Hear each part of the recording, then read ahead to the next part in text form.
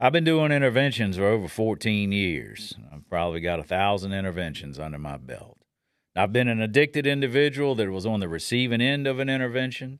I've been the family member of two loved ones that struggled with addiction that we had to intervene on. I myself was not the interventionist, I was just a family member. So I'd like to say that I have a lot of experience on all seats regarding intervention. And I've realized through the years that most families that have loved ones that are struggling with addiction, the word intervention can be quite frightening.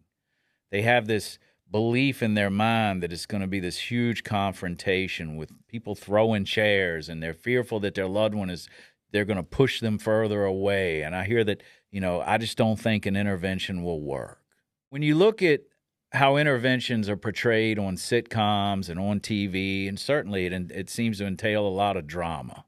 If you've ever seen the show The Sopranos, when they intervened there and had an intervention, it was breaking chairs over their backs and yelling and screaming and punching and kicking.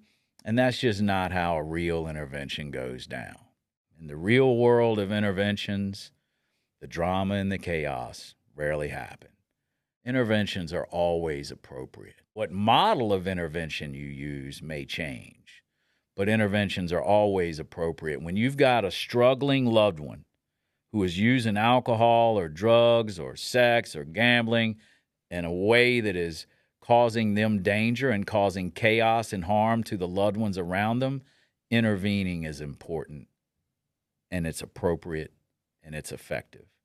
Intervention means to come between, to interrupt and make things better. That's all it is. That's what it means. Sometimes it looks like a professional sitting in your living room, guiding a family as a family is reading letters to their loved one, asking them to accept help that day and enter treatment. Sometimes an intervention looks like a family being educated, learning how to communicate. You have to understand that the real value of an intervention is a family communicating effectively, without the drama, without the anger, without the resentment, without the shame, without the guilt. It's a time where it's a rare time actually, where a family all together sitting in a living room with their loved one, if it does come down to an in-person, formal, traditional intervention, it's one of the rare times where a family is going to be 100% present in the moment. It's a rare time where a family is going to be 100% transparent and authentic. It's a powerful, powerful experience. I'm honored to be able to sit in those and guide families through this process. Interventions are not about ultimatums. So many people get that confused.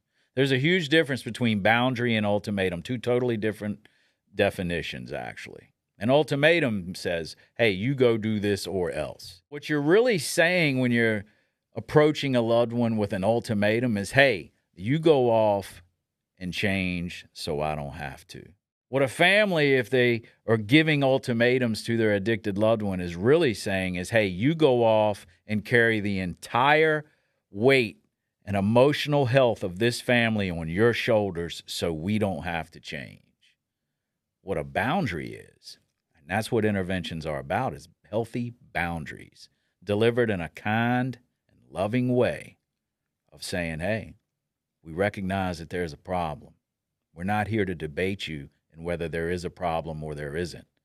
We know that there is. And if you don't think it's a problem for you, we're here to let you know that it's a problem for us. Because you're such a wonderful human being, deserving of a life of abundance and joy and peace, we're confronting you today to offer you a way out. Because we love you and you deserve it. We're also here to let you know how your behavior and your addiction has affected us. And we're also here to let you know how we perceive your addiction and your behaviors affecting you. And we're here to let you know what we're willing to do about it. We're here to offer you a gift called treatment. Because we're going to set some boundaries with you. It's up to you whether you're going to take this or not. Boundary is, hey, you can do whatever you wish, but this is what we are doing. You may have noticed, if you're a family member that has an addicted loved one, you may have made the approach of, hey, you need to do this or you need to do that, and you've probably realized that that has not been effective at all.